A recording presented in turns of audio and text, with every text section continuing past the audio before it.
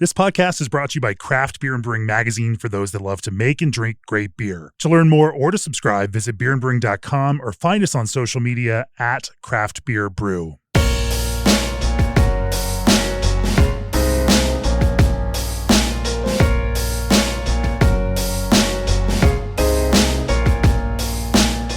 It's episode 464 of the Craft Beer Brewing Podcast. I'm Jamie Bogner. And I am in Omaha. Actually, I'm not in Omaha. I'm in La Vista, Nebraska for this episode.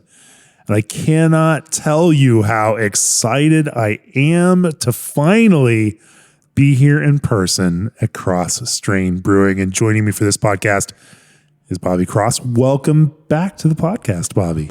Thank you. And I appreciate you saying my last name right. How else would I say it? Kros. That's what everybody calls it. They say Kros, and it's Kros. It's Kros, yeah. Yeah. So I appreciate it. Kros with a K. You've done your research. Well, it's we have talked before. Yes. But it was like the midst of COVID time in 2021. Nobody knew what they were doing. Frankly, I don't even remember like those years. Nobody wants to. I know they happened, and but in the ensuing years, like by the time we talked then, you had won one Best in Beer for Craft Beer and Brewing. And now I think you've got 3 Best in Beer trophies from Craft Beer and Brewing. Double dry hopped Fairy Nectar, obviously Saison 625, and I think it was Barleywine Volume 9 that have all won trophies because they scored the highest in their categories with our blind panel. And I am just not going to I'm not going to mince words about this. I'm an enormous fan and I love what you do. And I think this kind of, this incredible ability across all of these styles and also a reverence for all of these styles is amazing. And you have made some of the beers like over the last couple of years that have just kind of touched me and moved me in this kind of soulful way. And so I think there's something incredible to what you do. I am stoked to be here talking to you in person, finally, after all of these years, drinking beer with you in person and seeing the brewery, seeing the barrels that you've got in the room next door, doing all of this and getting to actually experience it. Finally. You're not that far away from me in Colorado. It was an 8-hour drive out here. It's not bad. It's not bad at all. It depends on Western Nebraska, though, because that can be a crap show during the winter. And it is the middle of winter, and should be a crap show right now. And yet we are getting 60s. We're getting this insane lunatic winter, where it's 60 degrees, 60s, and fake spring. We get it every year. It's been that way in Colorado for the entire winter, and I don't know what to make of it. It's kind of crazy. You're not complaining. I'm worried. But it's like everything. It's going to bring something, right, Bob? You can't ever be excited that, we just have a really mild winter this year. Let me enjoy it. No. I have to worry about the future. What does this mild winter mean? It means that our snowpack's at only 40 to 45%. Oh, yeah. Well, that has water implications. That has, forest fire implications. So naturally, rather than just enjoy it, my mind has to go to all of the worst case scenarios that are eventually going to happen here. Yep. That's just glass half empty. I get it, but you're right. This is the mental space that we all live in these days. So, regardless, I'm here. We're going to talk about brewing. Welcome to Nebraska. Hey, thanks. Last time I drove through Nebraska, I actually was moving to Colorado. I don't think I have been back since. That feels strange. Ouch. You're not that far. I have driven through Kansas, a bunch of times. I've driven, south through New Mexico. Anyway, long story short, we are going to talk about the incredible approach that Kros Strain has to brewing, whether that is things like Fairy Nectar and double dry hopped Fairy Nectar, their GABF medal winning hazy IPA, and Craft Beer and Brewing Beer of the Year winning hazy IPA. We're not going to talk about Saison because, even though we've got some bottles chilling right here from the library of Saison 625, and we are going to taste that at some point here. Maybe it's on the podcast, maybe it's not. We are going to try that one of that Best in Beer from Craft Beer Brewing. We are absolutely going to talk about barley wine. because I think some of the barley wines that you have sent our way over the last number of years are some of the most sublime and beautiful things that I have tasted in that category. Not that anyone cares about brewing barley wine these days, but I don't care that they don't care. We're going to talk about it anyway, and fuck it. Anyway, we're gonna dive into the brewing mind of Bobby Kros right here. Before we do that, the Craft Brewers Conference is coming up April 20th through 23rd, 2026, and G&D Chillers will be there. If you're heading to CBC, swing by and talk shop with the folks who know brewery operations inside and out. G&D's biggest strength isn't just the equipment, it's their deep understanding of how a brewery runs. From cellar layout to production flow, their team brings decades of hands-on experience to every install and every conversation.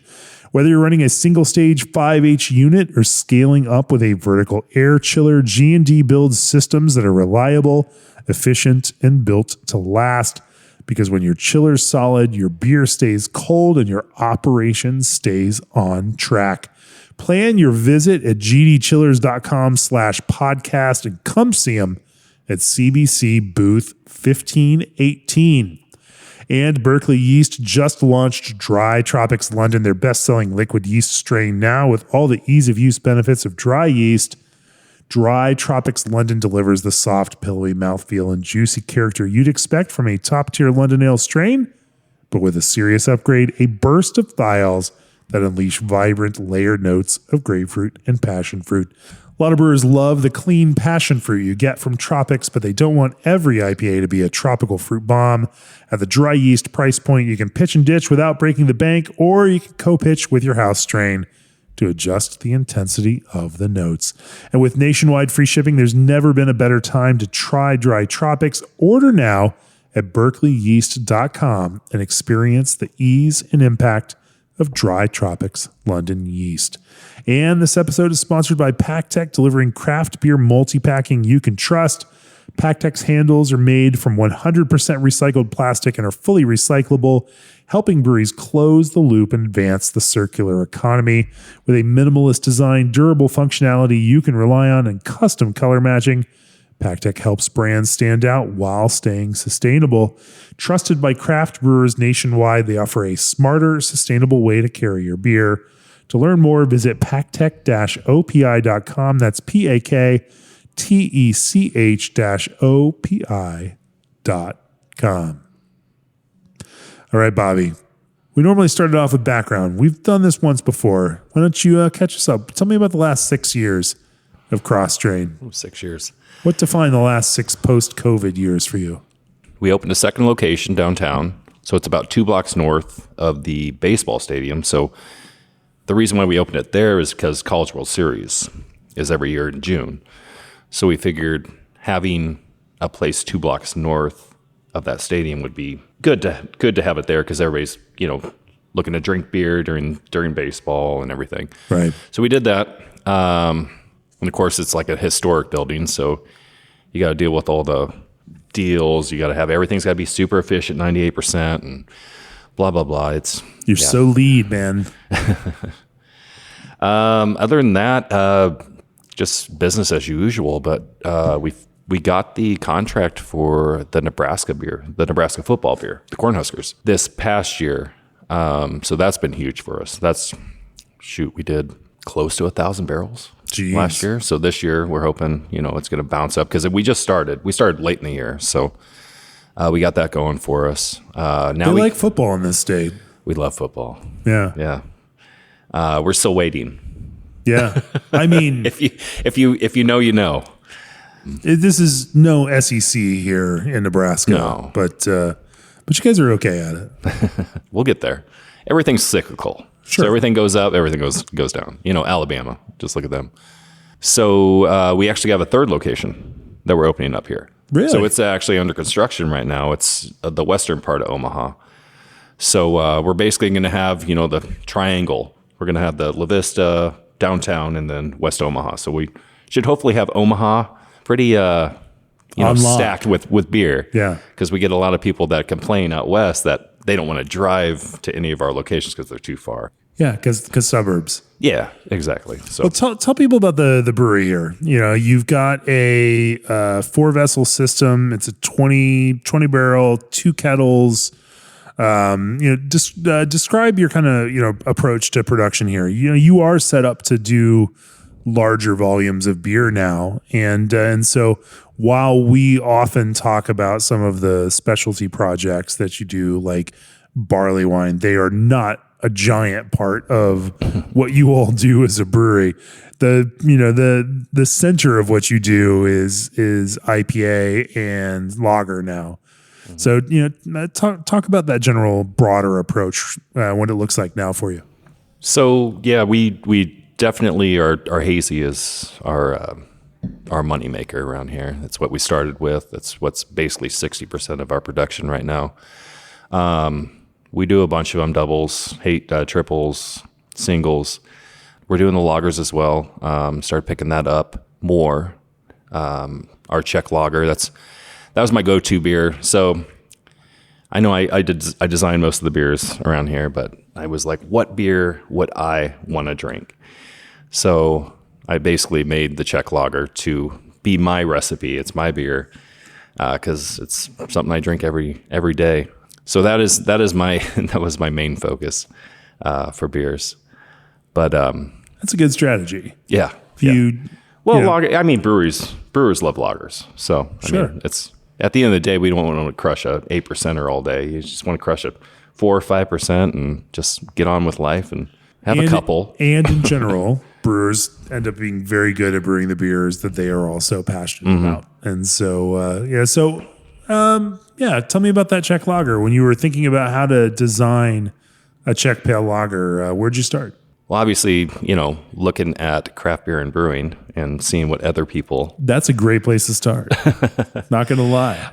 There's some great information there. When you've never made one before, you go back to your old school books, your Jamil, your brewing basic beer, CBB. You're looking at what other people did. My main thing is I'm always so caught up in like water profile. I don't know why. I just think it's huge to me. We start basic RO. Everything we do is RO. Yeah, Nebraska has some pretty bad water out here. Pretty bad. Yeah. So it's not Colorado water. Colorado's got gray water. You guys, I hear it all the time. Whatever flows down this way from our watershed over there, by the time it gets to you, it's not so great. So we're actually pretty good here. We're actually on a well system through Papillion. So we're not actually on the Omaha water system. So ours stays pretty consistent throughout the year because I've talked to those guys multiple times. You have a good relationship with your water authority. Oh, for sure, you got to. Yeah, because I want to know what's in it. When it changes. You got to do that as a brewer because if it's constantly changing. If you don't know how it's changing or when it's changing. You don't know what you're working with. Bring your water guys, your water authority guys, some free beer, and they'll become your. I haven't done that yet. No, all right. Probably now that you say that, I probably should. Yeah. But yeah, we started everything RO because that's the way I always brewed, and then my business partner, he was a brewer as well, Scott Strain. We all started RO because it's just like you're starting from a base, so you can do whatever you want with that, and I think that's where we were at because I know the Pilsen, the Czech beers are very basic, very low minerality and all those things. So I really don't put any minerality in my Czech Pilsners. You have brewers around that make really good styles. That one, Kansas City breweries, some of my buddies down there. And one day he just said, don't put anything in there. Like literally put minimal minerals. So I tried it one day, and it just makes the malt pop. It's kind of it makes the Czech sauce because I'm Czech sauce throughout that. Makes that just kind of like a more subtle. Not it still has the bitterness, but it's just kind of like a nice flavor profile with the sauce. At the end of the day, I'm always experimenting. So sure, where'd you go to for malt on this one? It's all floor-malted.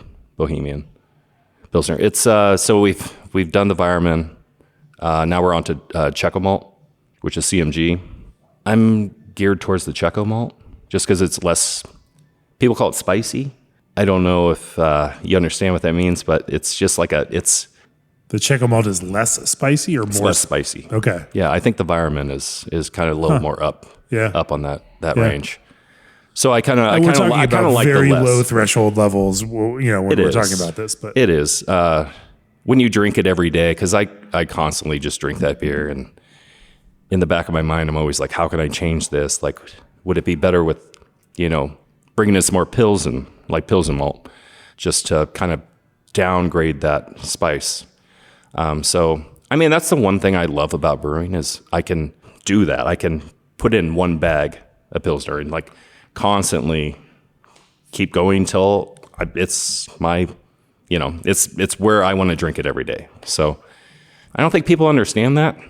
I mean, they drink the beer, but I don't think they understand what brewers go through to get that beer to where they think it's just beautiful.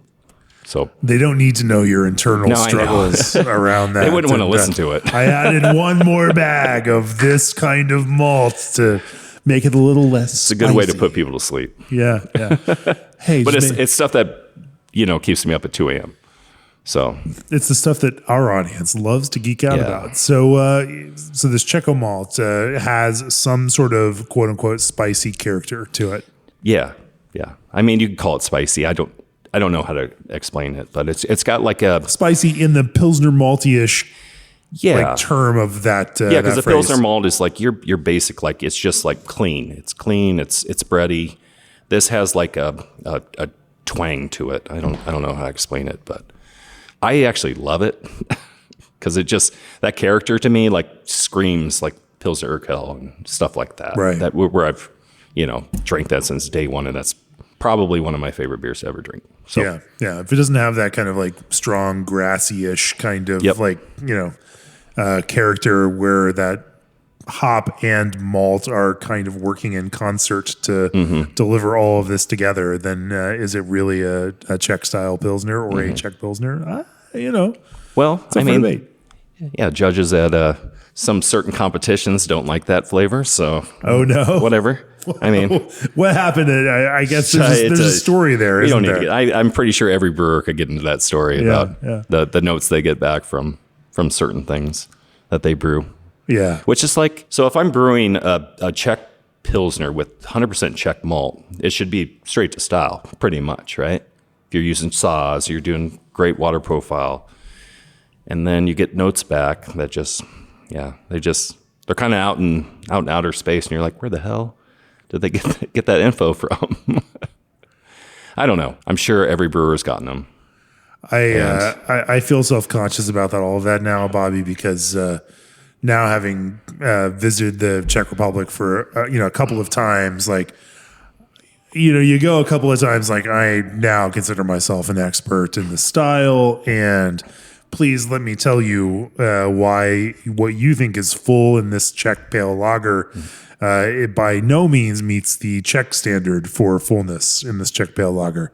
And so I am fully aware that I am insufferable when we get into that kind of conversation about Czech pale lager. That's just it. That's one of the comments is fullness. Yeah. It's not full enough. It's too dry.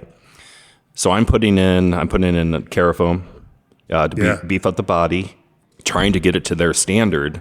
I mean, it does taste more full to me, but then I put it in and to get the same comments back. So I put in any more of that stuff, it's going to push the gravity, the gravity up too high, and now it's going to be too sweet. And so what's too high for you?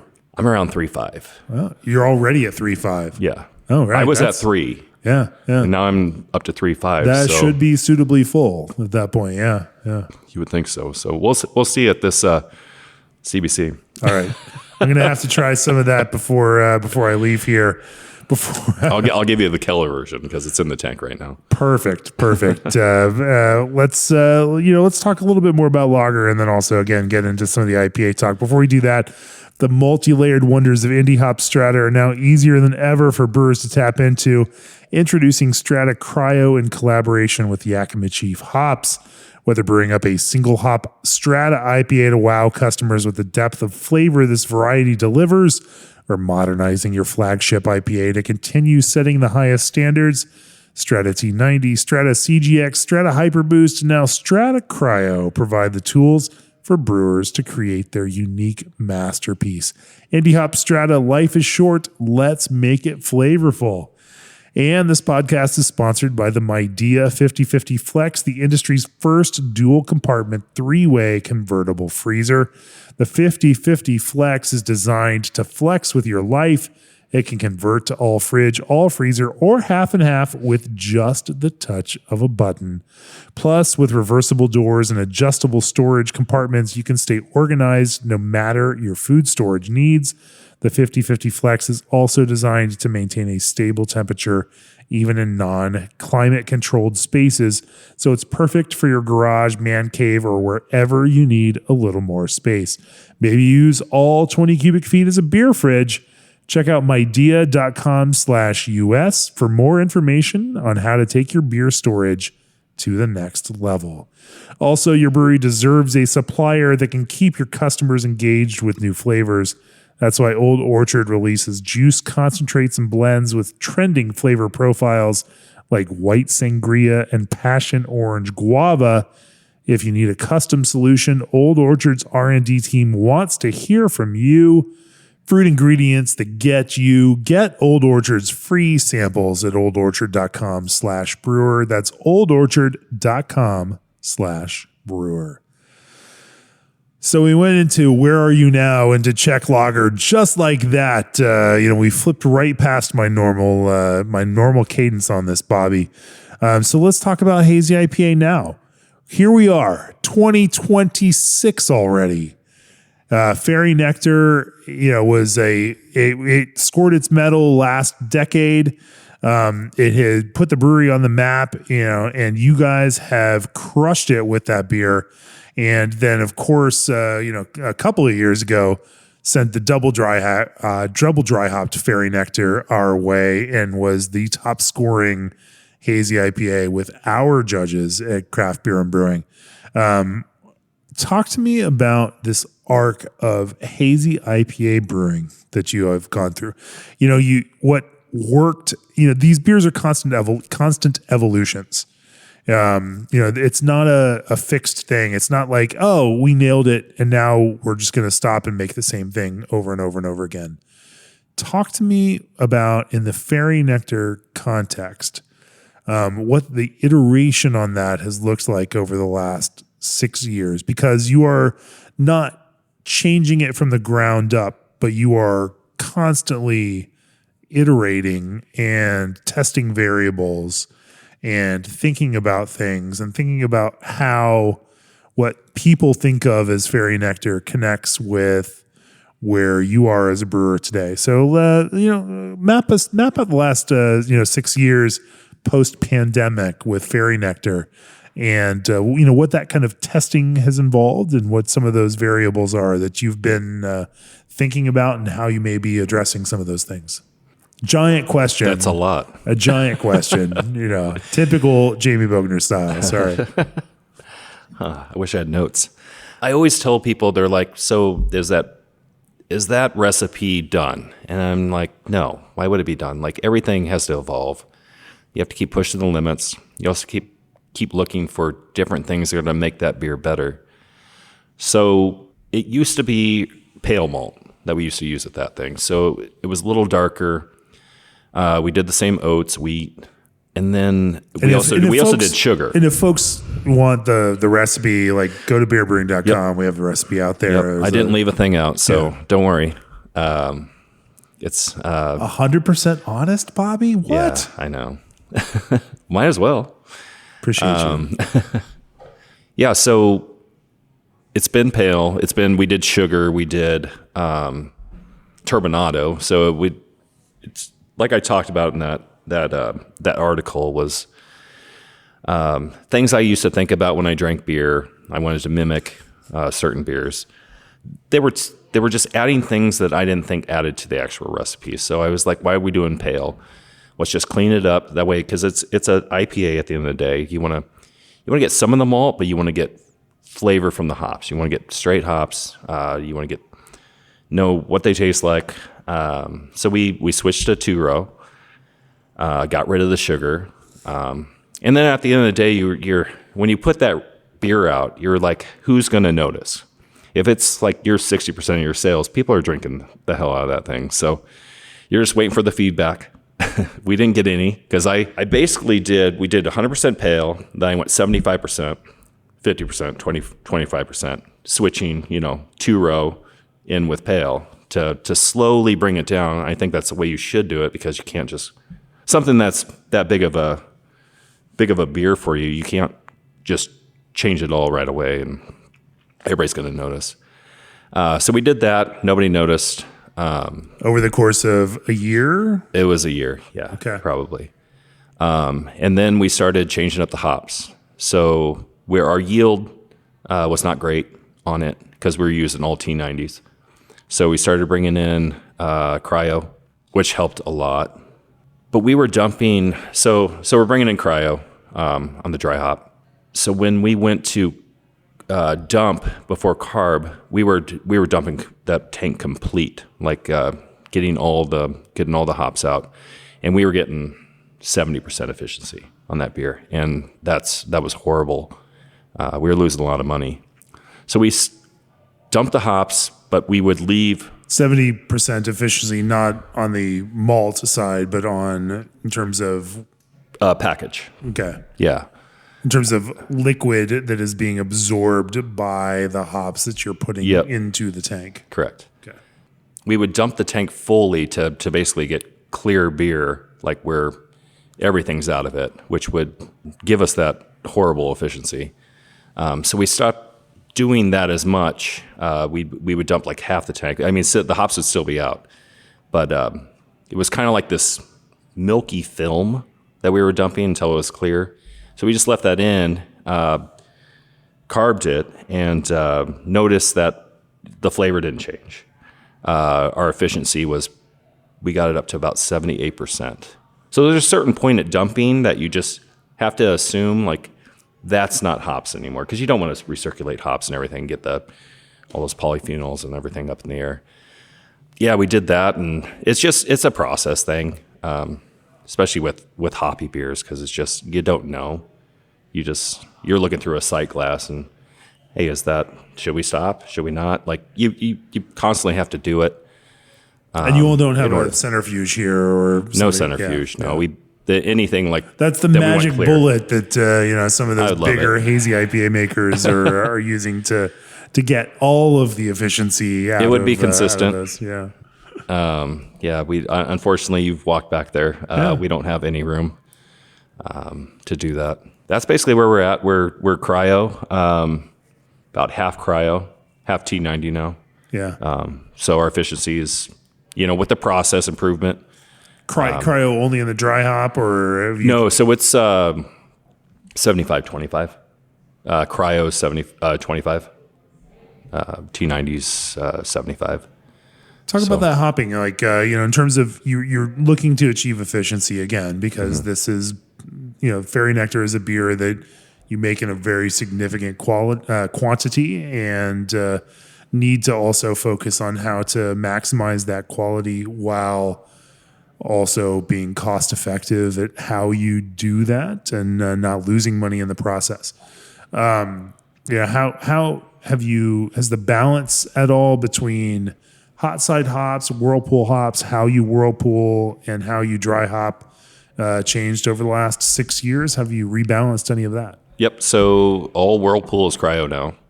It used to be T90. Having the cryo, we're doing third less of the hops.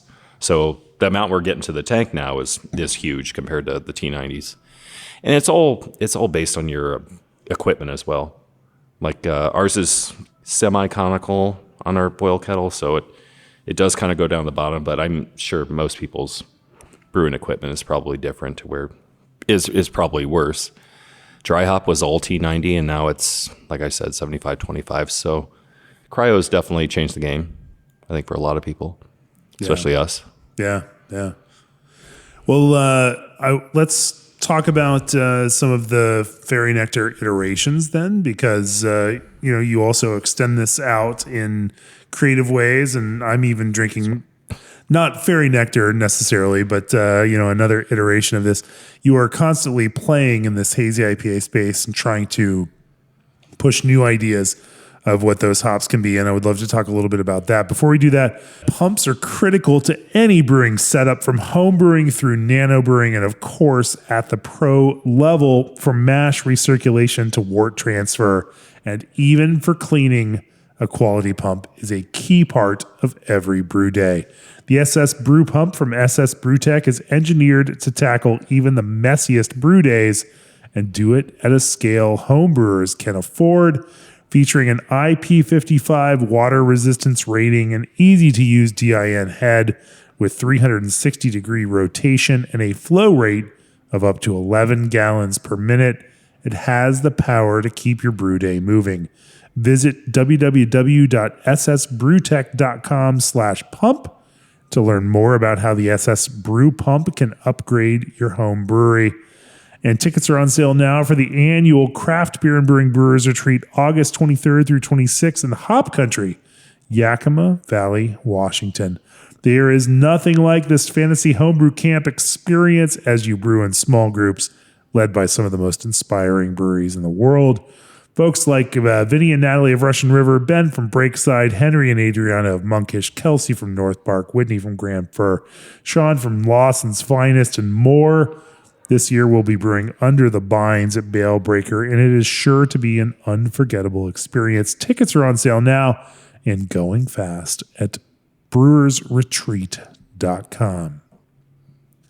All right, Bobby, let's talk about some of the expansion IPA.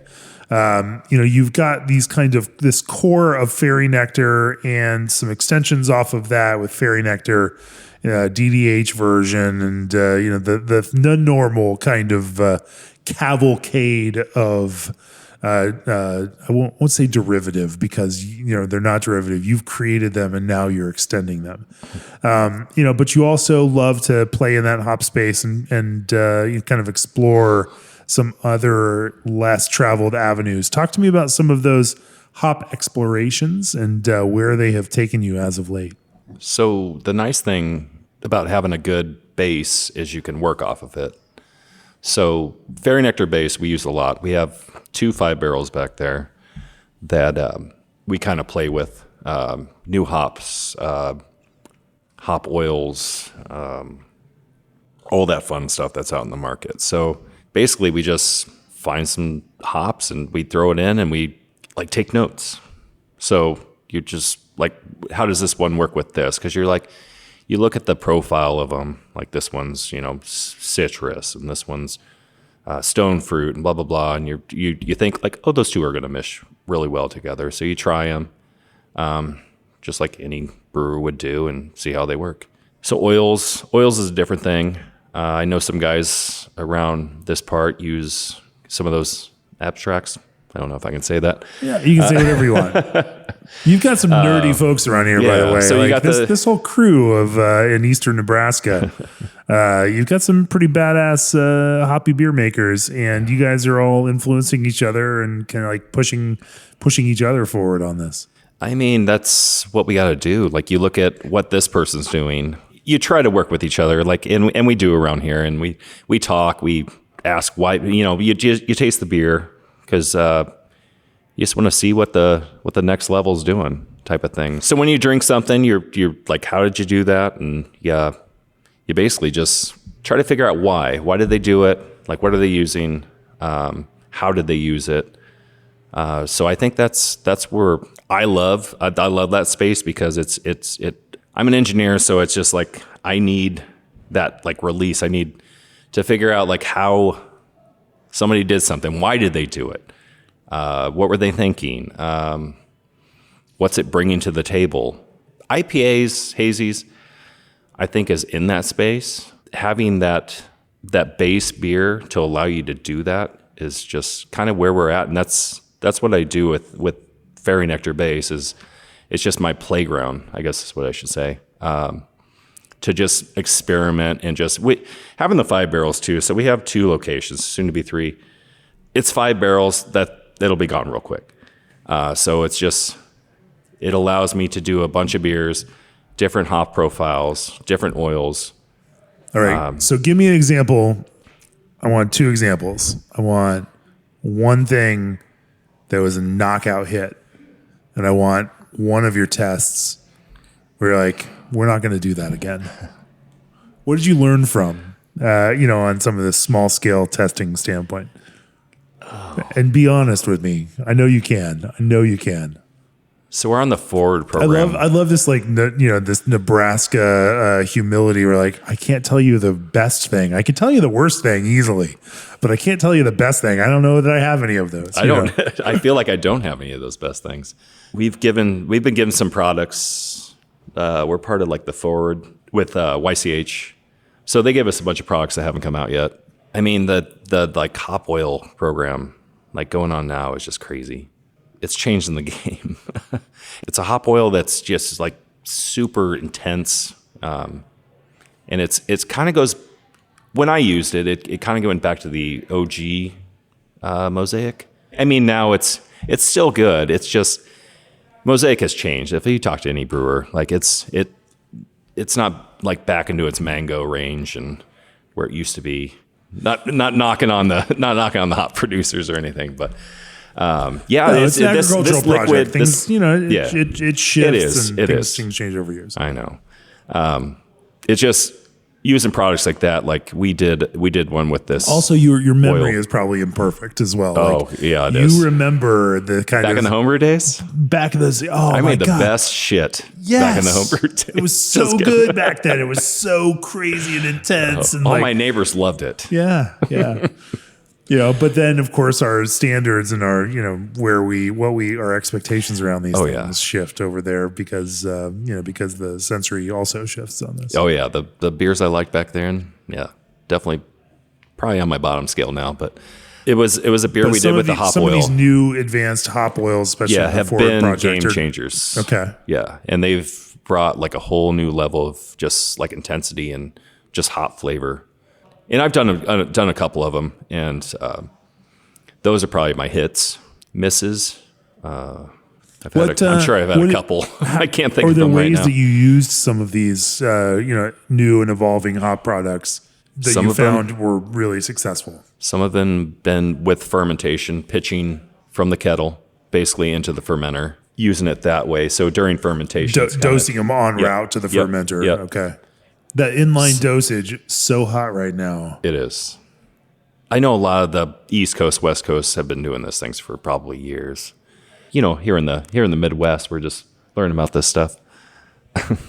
So, you don't have to apologize to me. I'm here for you, Bobby. But misses, I didn't know these questions beforehand. I'm putting you on the spot. I hope you had enough beer to answer these, truthfully. Probably had too much. Perfect. Score. Anything in the hoppy space that just didn't work out quite like you wanted it to? And is there something that you learned from that process? I mean, I threw T90s in. So I just tried this experiment. This is a while ago, and put some T90s in, basically bringing in the wort. So the hops were going to be in there with the yeast at the same time while it's fermenting. Got super, super grassy, just polyphenols everywhere, and it was atrocious. It was very bitter. I know some guys are doing that now, so I don't know if it's a yeast thing. I know on the West Coast they're doing that with some of their West Coast IPAs. I don't know what happened. Yeah. So too much contact with it was hop material and not just hop flavor and that oils in that process. Something else might pop up here in a little bit, but what's been your favorite hazy IPA to brew lately, and why was it your favorite? I like double IPAs. Anything double IPA where I'm putting basically doing the hop oil in the whirlpool. Anything where I can change the recipe. So I constantly change the recipes on all my double IPAs. Whether going, half Pilsner, half 2-row, because you're just trying to see how's that changing the body, how's that changing the flavor. So I'm constantly changing things up on that forefront. So it's just any recipe where we're trying something different is what I love. It's not just one recipe. It's everything. Sure. So Are there some places, as you've been changing some of these things up in a double IPA, where you have found that a certain malt bill works really well with certain hops? Is there some sort of correlation between, some of the way that you design some of this malt bill that supports certain hops in better ways and other hops need something else? probably don't want to hear me say this, but no. No? Hey. Bobby, all I ever want from you is the truth. Double IPAs, I love Pilsner base. Yeah. That's where I'm at. It's clean. Two-row does add body, I feel. So I will add a little bit of two-row in just to beef up the body, kind of What's make it a little more bit? stout. 20%. Okay. That's probably my go-to. But then you got anything hazy, you're putting in flaked oats, flaked wheat, chit. There are a couple brewers that I've brewed a couple beers with that use unmalted, and I think that might be a game changer. Unmalted. Yeah. Why is it a game changer? It's the body that it gives. Yeah. Yeah. And that and the color. Like it makes it It's so super pale. So pale. Yeah. I love it. So, And that is highly prized by the top end of today's hazy IPA consumer. Sure. Sure. yeah, I didn't notice until I did it one time, and I was like, wow, like it's almost like a whitish. So if you're working in unmalted, what are we talking about? And what kind of quantities? 10. Okay. And lots of rice hulls. Yeah. And biogluconase. Both of those. Yes. Both of those together. Yes. All the things. Yeah, dude, the hop oil, Whirlpool, usually cryo hop oil. I know a lot of guys do the oil in the fermenter as it's going. I've done it a couple times. It just from a time standpoint doesn't work for us, so we put it in the Whirlpool. I think it still kind of gives the same homogenization and yeah, it's just sometimes we build the yeast up. So we buy a pitch, put it in the fermenter, build it up like a week prior. So that way we build it up to, we're not buying a 30 barrel pitch, we're buying a 5 barrel, building it up to basically a 30 barrel.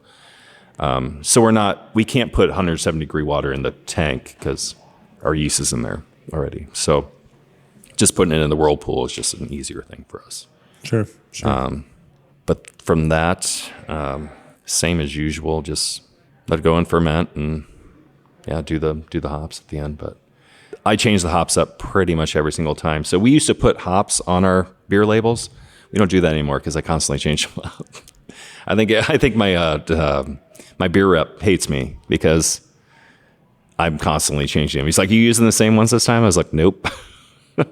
I don't know. It's just You're a free spirit. You can't be tied down like that. yeah. If I didn't like something on a prior beer, I'm not going to keep it the same because it's not going to make me happy at the end of the day. So I'm going to change it up to where I think it's going to be a better beer with the flavor profile from the hops. So Yeah, we've certainly considered that and thought about that when it comes to like a chef and a recipe at a restaurant. It's not as if the chef is going to tell you like this has this many grams of salt in it. They're going to salt it to taste each single time. Like they're going to make it taste exactly the way that it should taste when they are cooking it for you based on all of the other circumstances there. And so, in this sense, it's not crazy to say that like maybe oversharing around some of these things about what's going into this is not necessarily helping people experience this in the way that we want them to perceive it. That if they come in with too many preconceptions, then maybe that's not the right thing, the right way to approach it. yeah, yep, I agree. And I think it's a beer we do quarterly, so it's if people can remember that, like you got a good head on your shoulders, but I know they're not going to. So I'm going to change it to where I think it needs to be, and once it hits that, I'll probably still make changes to it. But I mean, I have my year-round beers, Fairy Nectar, pretty much is going to stay consistent. But another beer, I'm going to change it up to where I think it needs to be. Sure. But trust Chef Bobby on this one. Yeah, I mean, Barley wine, Bobby. Talk to me about the way that you tackle barley wine. And, again, this is not a giant category for brewers out there. This is a small category of beer made for an audience that has very specific expectations for it. And, there is not a giant consumer upside to like making barrel-aged barley wine. You have to make it because you love it and because you love, the exercise of doing it. And so talk to me about how you approach barley wine in this context. I just like the deal behind it. Just anything barrel aged. Barley wines is just like you've ever had good ones in your life. It's just, I don't know, life changing. It's just, you got this just great malt backbone. You have this great caramel. Sometimes you get like a little like blackstrap type of molasses character that hits you really, really well. And then you get like, you put it in a barrel and now you get the nuances of, whatever you use, port, rum, like it all adds like this different level to that beer that basically enhances those characters that you put in there with all the malt. You can start anywhere. Like I do 2-row sometimes. And you don't really brew the same recipe twice for these. No, I've never brewed the same recipe twice. It's because it's like my hazies. It's like, well, why anything make it easy I do on yourself, it's just like, it's an experiment. Like I'm a scientist. Like I don't care to brew the same beer every single time. Like it's just, I want to see what this malt does to it, what this hop does to it, what this sugar. Like you can use anything, and I've done most of it. I do a lot of Belgian candy sugar in my my Belgians now, just because it adds that like another character that like maybe I don't have to put in this crystal malt because this Belgian sugar adds that character to it, and it's a lot easier dumping that in than it is to mill in that crystal malt. So I'm just kind of all over the place, which is kind of my brewing theory, which is weird to think about owning a brewery and putting out product where you're just constantly changing them. But I think that's the fun of it. When you think about building flavor levels in barley wine, whether you're doing it through crystal malts or whether you're doing it through certain Belgian candy sugars, how do you, as you're designing the recipe, how do you go through that? Walk me through your brain as you're making some decisions around how to build those layers. I don't think you want to be in this brain. So you got your malt. I'll be the judge of that. You got your malt aspect. 2-row or Maris Otter. Maris Otter is your go-to, but that's got like its whole other like flavor profile compared to 2-row. Like 2-row is just pretty much plain, doesn't add much. So that's where you got to add more of the crystal malts. Because you want that caramelly flavor, but what do you want? Because you got light crystal, that's going to be like a honey. So do you want more of that? You would add more of that, obviously. What do you got add? C60. What do you like, and how do you make decisions in that? Do you like the lighter kind of caramel notes, or I do, but I also place some on the higher ones. Like I love C60. I love C90 and 120, but I don't like the raisiny. So the 120, 180 kind of gets more in that raisiny plum. It gets a little more intense, and I think that's where sometimes I get some cola flavors from our barley wines. So I kind of back off on that. So I kind of go more towards the 45s, the 60s. Not so much molasses. It's more the caramel, the toffee, the burnt toffee flavors. I think those add the flavors that I'm looking for when I come to barley wine. And those are going to meld really well with the barrels themselves. Going on barrels, char is going to add in that deeper flavor, which will take care of like the C180s, like those higher ones. So I'm kind of melding more into the lower flavors to kind of basically where I'm putting it in the barrel, I know what the barrel is going to give it compared to what my recipe is going to give it. So I just kind of try to play that way towards it. Oh, 100%. Like using the barrel and that aging process as part of the recipe. Yes. And we're thinking about considering that and knowing it's going to go through that process and the things you don't need to add because the barrel is going to add that makes complete sense. Yeah, because those higher level bond grains will kind of get you up into that range, and you don't want that if it's going to be in a barrel that already is there. So, do you do anything with say some a beer that's ultimately going to go into bourbon barrels? Now, if it goes into bourbon barrels, you're talking about pretty heavy char barrels. Now, depending on the age of those bourbon barrels, they may be mellowed down pretty far to where some of that kind of alligator char is not going to be as pronounced in that. But, does what the intended barrel is going to be for some of these barley wines impact the way that you adjust the recipe, knowing that they're going to pull some things out of that, versus something like rum, where it's going to probably pick up a perception of sweetness, maybe not a real sweetness, but at least a perception of sweetness because we perceive, we associate rum with sweetness. Does that impact the kind of base recipes that you brew to go into these? The unfortunate thing is when you brew the recipe, you're looking for the barrels. So you got to kind of find the barrel. Well, is the barrel company actually going to have the barrel that you want? So you're kind of stuck.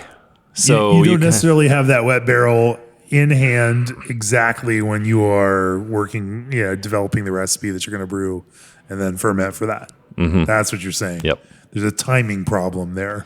There is, and a lot of the barrel companies they're getting what they can get. So is it Buffalo Trace? Is it anything? It's the beer's already brewed. So now I'm trying to find a barrel, and if they don't have the barrels that I really want, I just gotta go with it.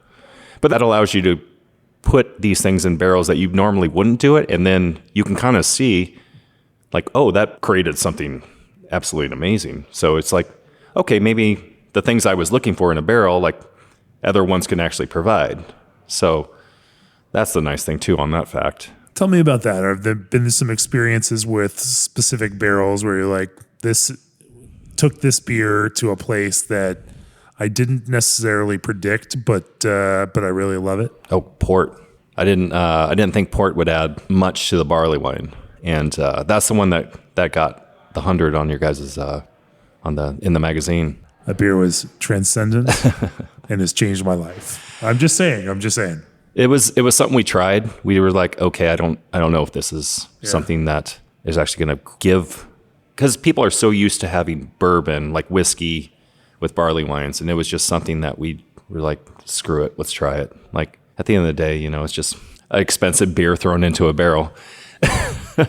But you got to try you try new things, and that was an eye opener for us. We haven't really done one since, because it's hard to find port. But that was beer was gorgeous. Yeah, I would definitely do that one again. But it's also in the back of my mind, do I have to do that same recipe in order to make it that beer again? That's what messes up in my mind is I don't know what beer I need to brew every single time to make it that transcendent. You're a victim of your own success, aren't you? Yeah. No, well, it's not success, but it's just just trying. Barley wine success. It's all relative, okay? We're not talking about massive commercial success in the barrel-aged barley wine world. Also, how can I make that beer better? That's what's always constantly going on in my mind. Could have I put something else, crystal malt-wise, in there to enhance, the port part of it? So that requires even closer connection with barrel sourcing and and adds another entire layer of that. And it's also a beer that takes 18 months to come together. 18 months, 2 years. So I can make a change and I won't be able to notice that for another 18 months. So did that actually help out? 18 months later, we'll find out. So it sucks in the beer world when you're barrel aging stuff because the time period it doesn't help. Yeah, we'll try being a winemaker where you have this season's harvest Yeah. that you've worked really hard to harvest at the right time, and then you ferment it, and then you let it age, and then by God, it better work out okay, because by the time you know whether it's good or whether it's great or whether it's average, you've got a lot into it. It's it's not necessarily the easiest problem to solve. That's true. Have there been some barrel age projects that you've been really stoked on as of late? And the way that the recipe and the barrel just came together in a beautiful way. We had these orange wine barrels with some barley wines that we did. We actually took that to FOBAB and we won silver. Like those orange barrels they added like this beautiful citrus nuance. But the beer we did, we whirlpooled. It was a barley wine that we whirlpooled with, I believe it was Lotus. So it's the first time we've ever whirlpooled. We read an article that where a certain brewery whirlpooled with a hop, a different one. So we were like, let's try it. Let's just see what it brings. The hop that we used, we basically made it because we knew we were getting these orange wine barrels. We used a hop that kind of had this citrusy, orangey character to it. And it was just beautiful. That hop stayed in there. We used enough of it to have it stay in there that whole 18 months. And it was beautiful. And Lotus in particular. It was, yeah. Lotus was the hop that worked in this kind of context. Yeah. Huh. Who would have thought? Lotus and orange wine barrels. Yeah. Yeah, it was the Naranha barrels. I forget the company. Yeah. But yeah, it's just those two just paired. Just super cool. I mean, super cool. I want to do more whirlpool with barley wine because it's just, I think it's that base is, it's got that, I'd go less on the higher caramels, more on the lower with the Marisade or Arturo, just to keep it light, but then just whirlpool with like a citrusy hop, Citra, obviously Lotus. I mean, that's pretty maybe much some some NZ hops too. Yeah, that's the Anchorage strategy, right? It's Galaxy. Yeah. Well, those barley wines. That might have been the article that we read. Could have been. Hopped with Galaxy and, and driving that kind of character, which is just unusual. It works. Yeah. And then, from their standpoint there, Gabe's like every barley wine should be double or triple barrel aged. And they just do it and do it and do it again. Mm. So until it gets to where they want it to be. And the nice thing is that the double, triple, it thickens it up, more of that, water gets released and it gets a little thicker. Yeah, the body increases. Yeah. I mean, I agree that a lot of our stuff now is double, triple barrel aged. So, yeah. Yep. If you're going to make them, you might as well make them exactly the way that they're going to make everybody happy. Yeah. Yeah.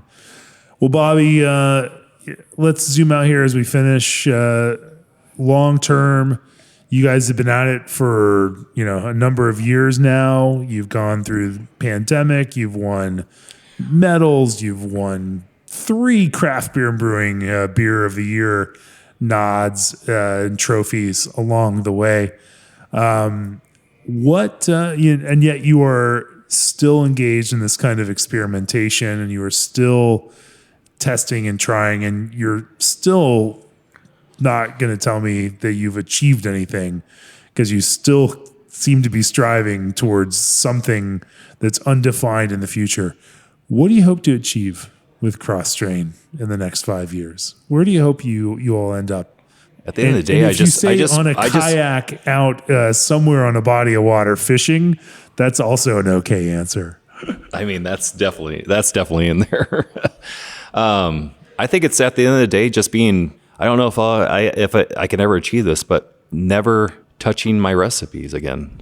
Like knowing it's the exact way I want this recipe to be. And I don't know if that'll ever happen. I doubt it will, but because I love experimentation, that's why we got into this thing. I think it's just to be with the happy with the beer that I put out, like be truly happy with it, like love it, and just know that what I'm putting out there is exactly what I wanted it to be. Are you happy with it now? I'm happy-ish. happy-ish, but still not completely satisfied. No, I think there's so many things happening in the brewery world, hop wise and everything, that just it's constantly throwing new things at you every day. So it's like, you got to try this, and I don't think that'll ever stop. So I don't know if I'll ever be satisfied, which is a good thing because it's what keeps me in the game. That's why I do this. I love new stuff, and so does everybody else, because can't be stagnant in this market. State of dissatisfaction or lacking satisfaction is a constant driver to try to be better and figure out what's next and how to keep pushing forward. Well, I can tell you this Saison 625, a past craft beer and brewing beer of the year that you just happened to have in some archive bottles in the back of the brewery and threw on some ice in a bucket for us to drink right now while we are talking. It is a joy to drink it, Bobby. It tastes lively. It tastes subtle, gently peppery. Not a heavy Brett character, just a very tidy, even kind of Brett character to it. It tastes so beautifully refined, and I am so sad for the world of beer in general that this style does not have more currency, because if you could make this beer for me all the time, just sign me up for that. Let's bring Saison back. That's what I say. Let's bring Saison back. Exactly. It's phenomenal. And in fact, all three of the, craft beer and brewing beers of the year that you all have sent our way, that our blind judges have judged thusly, are truly phenomenal, as I have recounted to you before, and also recounted here on the podcast. I think, I've had some really truly sublime experiences with beer that have been driven by the beers that you make. And it's been wonderful to come here and talk to you about brewing. It's been wonderful to see the brewery itself, and always wonderful to drink beer with you. Thanks for joining me for the podcast. This is a great place to bring it to a close. Stop by and check out G&D Chiller's latest innovations at booth 1518 at CBC. Berkeley Yeast Dry Tropics London offers their best-selling liquid yeast strain with the ease of use of dry yeast. Pactex handles are made from 100% recycled plastic and are fully recyclable. The multi-layered wonders of Indie Hop Strata are now easier than ever for brewers to tap into with Strata Cryo. The Midea 50/50 Flex can convert to all fridge, all freezer, or half and half with just the touch of a button. Old Orchard is your one-stop shop for fruit juice concentrates, purees, and blends. The SS Brew Pump from SS Brewtech is engineered to tackle even the messiest brew days. And get your tickets now to the Craft Beer and Brewing Brewers Retreat. If you've enjoyed this podcast, go to beerandbrewing.com, click that subscribe button, and become a subscriber to Craft Beer and Brewing. Bobby, sorry for mentioning that and then jumping right into my spiel and not giving you a chance to respond. But hey, if people want to learn more about Crosstrain, where can they do it out there in the world? So we're on Facebook, Instagram, crosstrainbrewing.com. So just come and join. I don't know what you do on Facebook and stuff. This eastern corner, just like us, I guess. Eastern corner of Nebraska is, it's quite a little like a budding beer destination. I mean, I might come out here, even if I were just traveling for beer, to go check out Crosstrain, to check out Lumen, check out Corn Coast. You got some medal-winning, awesome brewers out here, and this excellent little community of brewers that, I would say you're not getting your due, but you're getting your due. Guys are locking the medals down, and, you got the hardware to show for it. So. We're trying our best out here. And even if I can't make a great podcast, because I don't know what I'm saying and I hate them, but I don't hate them. I'm not good at doing them. But I'm sorry, everybody out there. Hey, when I emailed Bobby for this podcast, I'm like, Bobby, I know you're going to hate doing this. I know this is the last thing you want to do in the world is another podcast episode. But, I'm going to drive out there and we need to do this. And I appreciate you saying yes, even though I know how uncomfortable this has made you. And I think that everyone listening out there, also appreciates how much you have worked through this to try to, try to share with folks and try to share that perspective. I hope my beer explains more of what I do than how I can explain it. So, there's a brewery out there that says beer speaks, people mumble. Yeah. And in this case, your beer speaks volumes. I appreciate it. Great talking with you. Great hanging everybody. here. Great to see the brewery. Great to see you. Great Cheers. to see you, Jamie.